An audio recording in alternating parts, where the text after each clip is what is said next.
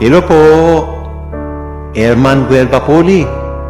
Bukod sa mga minamahal nating senior citizen at PWD, mayroong karapatan din ang mga estudyante na magkaroon ng 20% discount sa kanilang pamasahe. Ngunit paano kung ikaw naman ay isang mag-aaral pero siningil ka ng regular fare ng driver dahil wala naman daw kayong klase? Nako, anong klaseng driver yan? Ayon sa Memorandum Circular Number 2017-2024 ng Land Transportation Franchising and Regulatory Board na inisyu noong 2011, karapatan ng bawat mag-aaral ang 20% diskwento sa lahat ng pampublikong sasakyan. Araw-araw yan ha, anumang oras may pasok man o wala. Kasama rin dyan ang semestral o summer break, holiday at kahit pa no classes. Nakasad din sa batas na ang hindi lang kabilang dito ay ang mga kumukuha ng masteral at doctorate degree, mga nag-aaral ng medisina at mga nag-aaral ng abogasya. Ayon sa Republic Act No. 11314 o ang Student Fare Discount Act, maaaring maparusahan ang parehong driver at may-ari o ang operator ng pampublikong sasakyan sa oras na sila ay lumabag. Maaaring mapatawan ng driver ng 1-month suspension sa first offense hanggang 3-month suspension naman kapag kumabot ng third offense. Ang may-ari ng operator ay maaaring magmulta ng 5,000 piso para sa first offense, 10,000